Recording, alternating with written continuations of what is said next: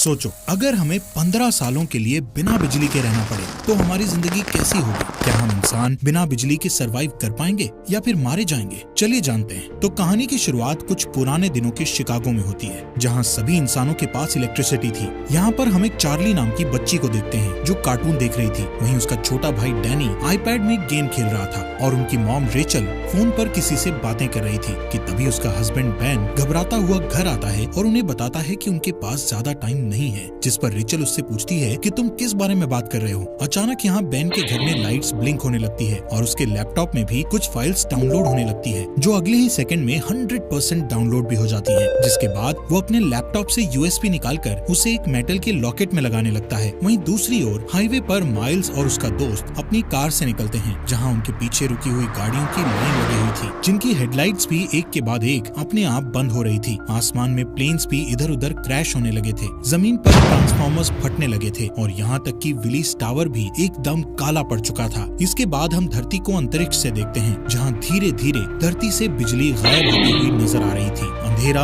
USA के north से होते हुए ईस्ट और साउथ में फैलता चला जा रहा था और चारों तरफ ऐसा समा हो गया था कि बिल्कुल कैंडल लाइट डिनर का माहौल था। लेकिन आज की जनरेशन यानी कि जेन जी के लिए इंटरनेट ना होने का मतलब है कयामत का आ जाना। इसके बाद हमें एक स्टोरी सुनाई जाती है, जिससे हमें पता चलता है कि उस ब्लैकआउट डे को 15 साल से ज्यादा हो गए हैं। ब्लैकआउट डे के बाद इलेक्ट्रिसिटी वापस आई ही नहीं, जिस वजह से इलेक्ट्रिसिटी से चलने वाली सभी चीजें बेकार हो गई थी। यहाँ तक कि लोगों के कार इंजन्स, जेट टर्बाइन्स और जरा सी बैटरीज भी बिल्कुल खराब हो गई थी। इन सब चीजों की वजह से बड़े पैमाने पर सभी के हालात बहुत खराब हुए। बीमारी बढ़ी लेकिन दवाइयाँ नहीं मिली, आग लगी लेकिन आग बुझाने वाली गाड़ियाँ नहीं थी, फैक्ट्रीज थी लेकिन वहाँ खाने के लिए कुछ नहीं था और सभी लोग हाथ से काम कर रहे थे। जिसके बाद जल्द ही सरकारें गिरने लगी और मिलिटियास बढ़ने लगी थी। ब्लैकआउट के बाद यूनाइटेड स्टेट्स 6 भागों में बंट चुका था, जो कि the Monroe Republic, the Georgia Federation, the Plains Nation, Texas, the California Commonwealth और बाकी बंजर जमीन थी।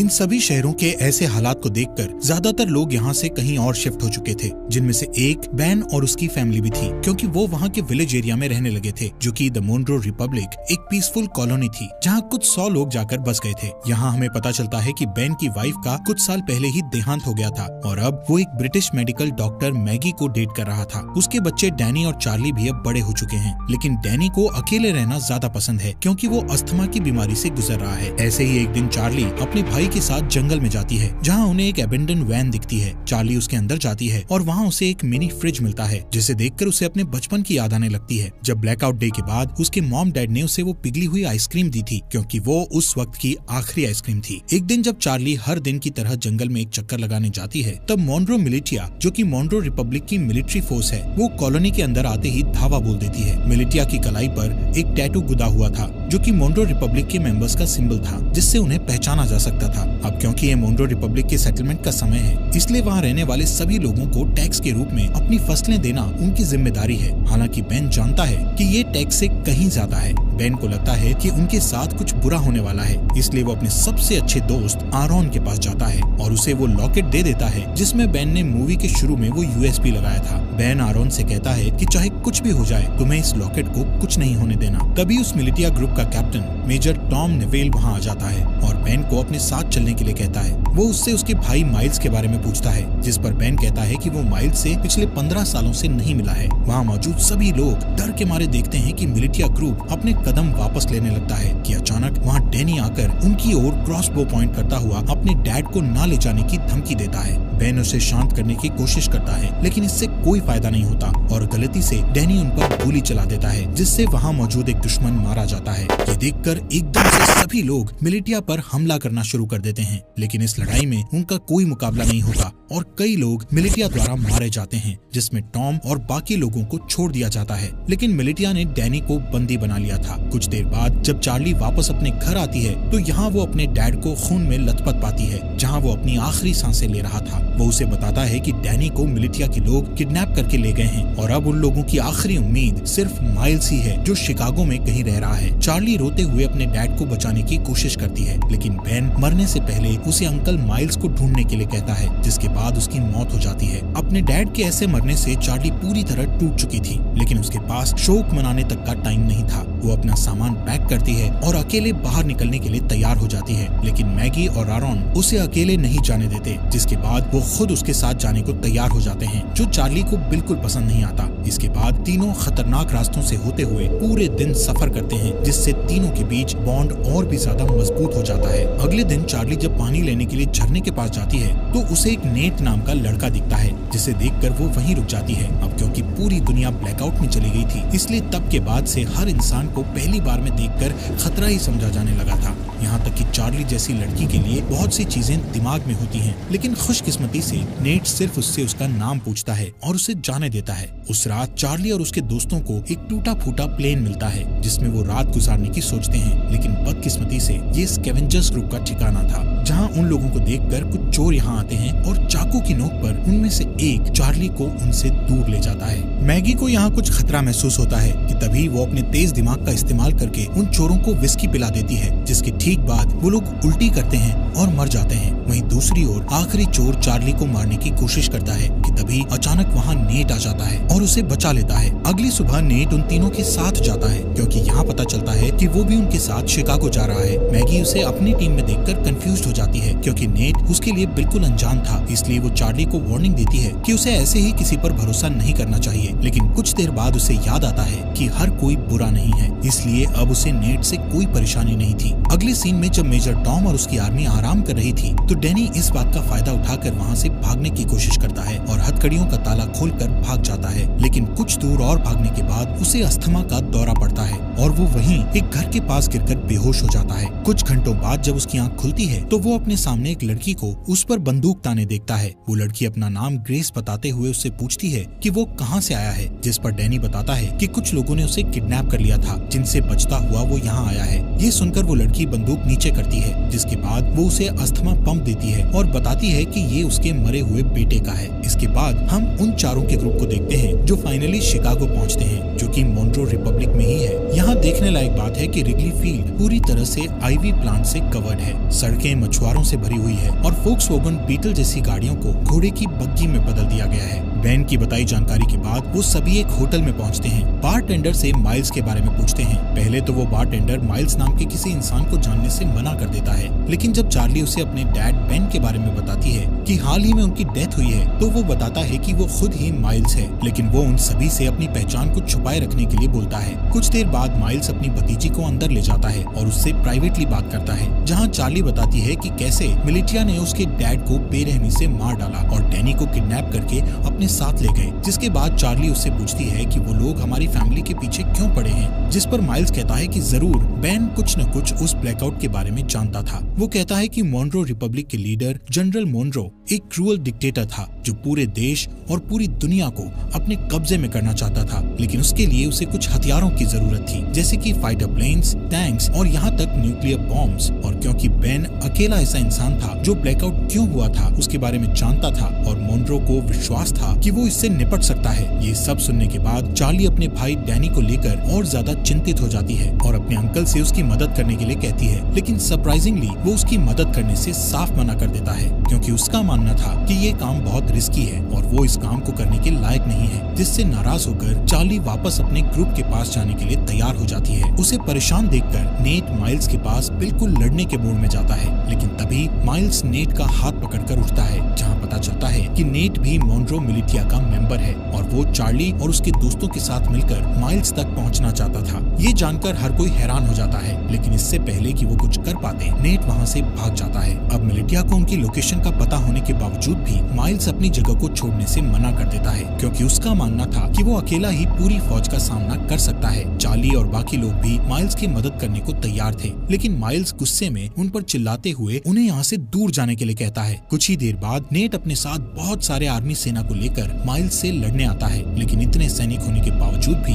माइल्स सभी से बड़ी सफाई से तलवारों का इस्तेमाल करके लड़ता है और एक एक करके सबको मार देता है। जिसके बाद वहाँ चार्ली और उसके दोस्त वापस आ जाते हैं और माइल्स के साथ लड़ाई में शामिल हो जाते हैं। इसी बीच मिलिटिया का एक आदमी चार्ली को जान से मारने की कोशिश करता है, लेकिन अचानक से तभी नेट आकर उस आदमी को मार गिराता है। थोड़ी ही देर बाद माइल्स मिलिटिया के कैप्टन को जान से मारकर लड़ाई खत्म करता है, जिसके बाद वो चार्ली और बाकी लोगों के साथ डैनी को ढूंढने के लिए निकल जाता है, जो सुनकर भी सभी काफी खुश होते हैं। कुछ देर बाद माइल्स को अचानक से उस ब्लैकआउट डे का एक फ्लैशबैक याद आता है और यहाँ से सीन फ्लैशबैक में जाता है, जहाँ सारी दुनिया में अचानक अंधेरा छा जाने के बाद वो अपने दोस्त के साथ कार से बाहर निकलता है और अपने दोस्त के साथ मरीन कॉर्प्स बेस में जाता है, जहाँ हमें पता चलता है कि ये दोनों मरीन पुलिस हैं। यहाँ अंदर जाने के लिए उन्हें अपने हाथ पर बना वो एम नाम का टैटू दिखता है, जिससे पता चलता है कि माइल्स का दोस्त, जिसका नाम सेबेस्टियन मोनरो है और वो इस समय मोनरो रिपब्लिक का लीडर भी है। वहीं दूसरी ओर मेजर टॉम और उसके आदमी डैनी के फुटप्रिंट्स का पीछा करते हुए ग्रेस के घर तक पहुंचते हैं। डरी हुई ग्रेस डैनी को बचाने की कोशिश करती है, लेकिन जैसे ही टॉम उसे जान से मारने की धमकी देता है तभी वो पीछे हटती है और टॉम उसके घर में घुसकर डैनी को पकड़ लेता है।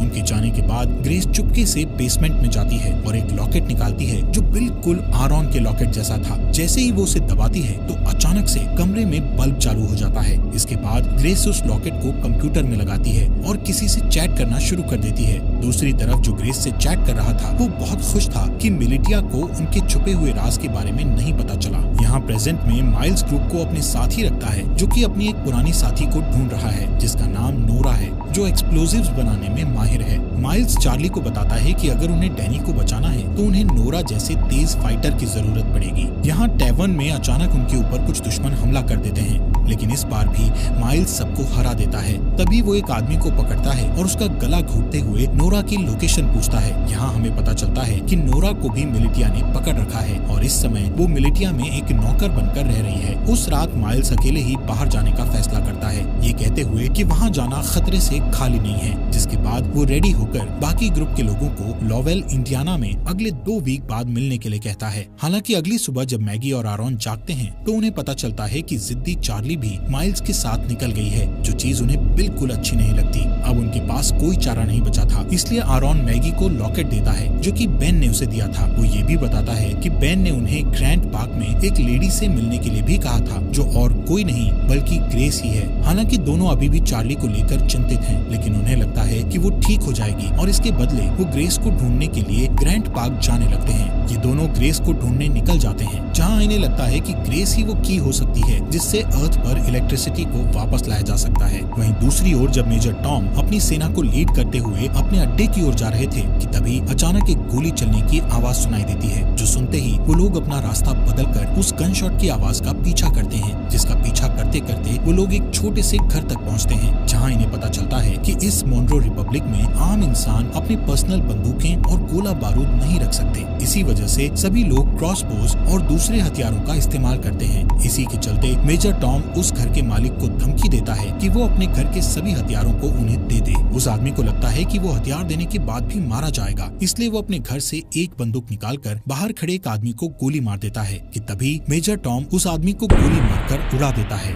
इन सब चीजों के बाद हम वहीं डरे हुए डैनी को देखते हैं। अगले सीन में मिलिटिया के अड्डे पर हमें फॉर्मली जनरल मोनरो से मिलवाया जाता है, जिसका हाथ इन सभी बुरी चीजों में है। मोनरो वहाँ मौजूद एक आदमी से अपने हथियारों के बारे में पूछता है, लेकिन जब वो डरा हुआ आदमी उसका कोई जवाब नहीं देता तो वो उसे बेरहमी से जान से मार देता है। जिसके बाद वो दूसरे रूम में अपने एक दूसरे वर्कर के पास जाता है, जहाँ हमें पता चलता है कि ये बेन की वाइफ रेचल है, जिसे हम मरा हुआ मानते हैं। यहाँ मोनरो रेचल को बताता है कि बेन मर चुका है और ये सुनकर रेचल बहुत परेशान हो जाती है। इस दौरान चार्ली पूरे दिन जंगल में घूमती हुई आखिर में अपने अंकल को ढूंढती है, जहाँ माइल्स उससे गुस्सा था क्योंकि उसने उसकी बात नहीं सुनी थी। लेकिन जब चार्ली बताती है कि उसके भाई को अस्थमा का दौरा पड़ता है तो वो शांत हो जाता है। कुछ देर बाद उन्हें ढेर सारे मजदूर दिखते हैं जो हाथों से हेलीकॉप्टर को खींचकर ले जा रहे थे। यहाँ पता चलता है कि जनरल मोनरो को विश्वास है कि एक दिन इलेक्ट्रिसिटी जरूर आएगी और उस दिन के लिए वो खुद को तैयार करना अभी से शुरू कर देता है। इन सभी मजदूरों में माइल्स नोरा को भी देखता है और चार्ली से कहता है कि उसे इतने सारे लोगों में से बचाना मुश्किल होगा, क्योंकि यहाँ कई सारे गार्ड्स के पास स्नाइपर राइफल भी हैं। लेकिन माइल्स अपने दोस्त को हर हालत में बचाना चाहता है। वो नोरा को बचाने का प्लान बनाते हुए रात होने का इंतजार करता है और जैसे ही रात होती है तो सबसे पहले चार्ली डिस्ट्रैक्शन पैदा करती है और वहाँ मौजूद गार्ड्स को भगा देती है। फिर वो वहाँ गार्ड्स के पीछे छुप जाता है और आखिर में नोरा को बचाकर अपने साथ ले जाता है।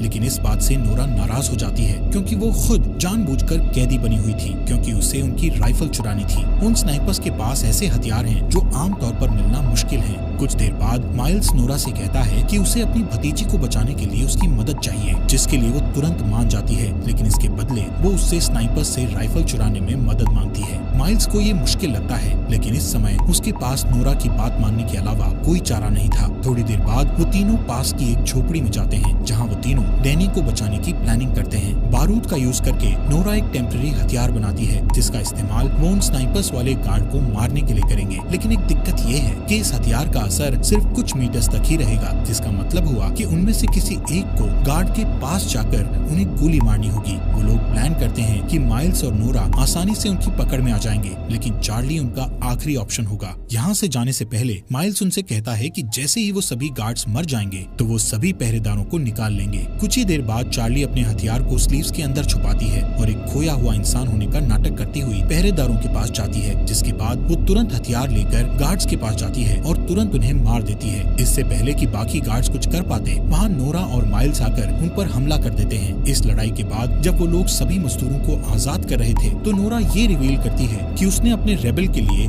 स्नाइपर चोरी की थी। वहाँ ग्रैंड पार्क में जब ग्रेस अपने कंप्यूटर पर टाइप कर रही होती है, तभी कोई आदमी उसके घर में घुसकर उसके सामने आता है। उस आदमी के पास भी सेम वही लॉकेट था जो उसकी टेजर स्टिक एनर्जी छोड़ रहा था। दूसरी ओर माइल्स नोरा को रेबल का साथ छोड़ने के लिए मनाने की पूरी कोशिश करता है, लेकिन वो मना कर देती है। यहाँ हमें पता चलता है कि पहले ये दोनों कपल थे, लेकिन ब्लैकआउट के बाद उन्हें ब्रेकअप करना पड़ा। ऐसे ही कुछ देर बाद वो दोनों रेबल के ठिकाने पर पहुँच जाते हैं, जहाँ उन्हें एक पादरी मिलता है। पादरी खुश था कि नोरा स्नाइपर गन लेकर आई है, लेकिन बुरी खबर ये थी कि उनकी सेना पर अभी भी लगातार हमला किया जा रहा है। जब ग्रुप ठिकाने पर पहुंचता है तो उन्हें अंदर कुछ घायल आदमी बैठे मिलते हैं। पादरी यहाँ ये भी बताता है कि इन सभी आदमियों में से एक आदमी गायब है, जो सुनकर माइल्स तुरंत सभी को ये जगह छोड़ने के लिए कहता है, क्योंकि उसका मानना है कि मिलिटिया उसके आदमियों से पूछताछ कर रही है और इस जगह से भागने का यही सही समय है। नोरा इस बात के लिए मान जाती है, लेकिन उससे 30 मिनट मांगती है, क्योंकि वो घायल आदमियों को ठीक करना चाहती थी। बदकिस्मती से उसका ये डिसीजन गलत साबित होता है, क्योंकि कुछ ही मिनटों के बाद कैप्टन एडम मिलिटिया के साथ दिखाई देता है। उन्हें कुछ देर रोकने के लिए माइल्स अपने बेस्ट शूटर को स्नाइपर के साथ ऊपर भेजता है और उसका ये प्लान काम करता है, क्योंकि ऊपर भेजा गया वो स्नाइपर मिलिटिया के कई लोगों को घायल कर देता है, जिससे उन्हें पीछे हटने पर मजबूर होना पड़ता है। इस लड़ाई के चलते रात हो जाती है। यहाँ बेसमेंट के अंदर माइल्स और बाकी लोग दीवार के सहारे एक सुरंग बनाने की कोशिश करते हैं ताकि एक तरफ से दूसरी तरफ जा सके, लेकिन उनका ये प्लान पूरी तरह से फेल हो जाता है, क्योंकि दीवार में सुरंग खोदते समय दीवार गिरने लगती है और माइल्स उस गड्ढे में गिर जाता है, जिससे उनकी पूरी मेहनत खराब हो जाती है। ठीक इसके बाद छत पर बैठे स्नाइपर की मौत हो जाती है, जिसके बाद कैप्टन एडम और उसके लोग बेसमेंट में घुस जाते हैं। लेकिन माइल्स, जो बहुत बढ़िया तलवारबाज है, वो कुछ आदमियों को नीचे गिराता है और एडम को बंदी बना लेता है। फिर वो उसे दूसरे रूम में बंद कर देता है और यहाँ से भागने के तरीके सोचने लगता है। यहाँ हैरानी की बात ये होती है कि एडम माइल्स को पहचान लेता है, जिससे कमरे में मौजूद सभी लोग हैरान रह जाते हैं। ये देखकर चार्ली उनसे पूछती है, तुम एक दूसरे को कैसे जानते हो? यहाँ कहानी एक अलग मोड़ लेती है, जहाँ एडम ये रिवील करता है कि पहले माइल्स जनरल मुनरो का राइट हैंड था। यहाँ तक कि माइल्स वो इंसान है जिसने मिलिटिया को लड़ना सिखाकर इतना खतरनाक बनाया है। लेकिन इतना रिवील होने के बावजूद भी माइल्स उन्हें मारने पर अपना फोकस रखता है। माइल्स उनके सामने एक डील रखता है, जिसमें वो खुद को मुनरो मिलिटिया के सामने सरेंडर करेगा, लेकिन उसके बदले में उसके ग्रुप के किसी भी इंसान को कोई नुकसान नहीं पहुंचाया जाएगा। किसी वजह से एडम ये डील एक्सेप्ट कर लेता है। हो सकता है उसे अपनी जान की परवाह हो इसलिए। खैर, इसके बाद जल्द ही माइल्स को मुनरो मिलिटिया ले जाया जाता है। यहाँ से सीन फ्लैशबैक में जाता है, जहाँ हम ब्लैकआउट के 2 वीक बाद का सीन देखते हैं, जब माइल्स अपने भाई को ढूंढने के लिए शिकागो आया था और उसका सबसे अच्छा दोस्त मुनरो भी उसके साथ था। वहीं रास्ते में उन्हें 2 आदमी मिलते हैं, जिनमें से एक आदमी दूसरे को बहुत बुरी तरह पीट रहा था। एक अच्छा इंसान होने के नाते माइल्स उनके पास जाता है और अपनी बंदूक निकालकर उनमें से एक को गोली मार देता है। इसके बाद दोनों दोस्त उस बचे हुए चोटिल इंसान की मदद करते हैं, जो और कोई नहीं बल्कि कैप्टन एडम ही था, और इसीलिए वो आज तक माइल्स की इतनी रिस्पेक्ट करता है, क्योंकि उसने उसकी जान बचाई थी। यहाँ से सीन वापस प्रेजेंट में आता है। जैसे ही माइल्स मिलिटिया को अपनी जगह पर ले जा रहा था तो रास्ते में वो एक ब्रिज पार करते हैं, जहाँ अचानक से एक एक्सप्लोजन होता है, जिससे सभी लोग चौंक जाते हैं। और इसी दौरान नोरा और चार्ली माइल्स को उनसे बचा लेते हैं। वहाँ से जाने से पहले वो एक और एक्सप्लोजन करते हैं, जिससे वो पकड़े न जाएं। वहीं दूसरी ओर मैगी और आरोन, जो ग्रेस को ढूंढने के मिशन पर हैं, आखिरकार वो उसके घर तक पहुँच जाते हैं, लेकिन उस घर में कोई भी नहीं था, क्योंकि ग्रेस ने ये घर छोड़ दिया था। यहाँ आरॉन, जो गूगल का एक पुराना एम्प्लॉय होने का दावा करता है और कहता है कि वो कंप्यूटर के बारे में बहुत कुछ जानता है। इसके बाद वो बेसमेंट में जाता है जहाँ उसे ग्रेस का कंप्यूटर रखा मिलता है, जिसे देखकर पता चलता है कि इसे हाल ही में बनाया गया था, जिससे पता चलता है कि यहाँ इलेक्ट्रिसिटी थी। हालांकि जब वो कई घंटों तक कंप्यूटर की जांच पड़ताल करता है तो उसे वहाँ कोई सुराग नहीं मिलता। आरॉन थक जाता है और ऊपर जाकर वो कंप्यूटर मैगी को दिखाता है। तभी उसका लॉकेट चमकने लगता है और पास में रखे हेडफोन में गाना बजना शुरू हो जाता है, जहाँ मैगी के आईफोन में जान सी आ जाती है, जिसकी वजह से वो कई सालों बाद अपने बच्चों को देखो। यहाँ तक कैसी लगी इस सीरीज के नेक्स्ट एपिसोड लाएं या नहीं, कमेंट बॉक्स में हमें जरूर बताएं।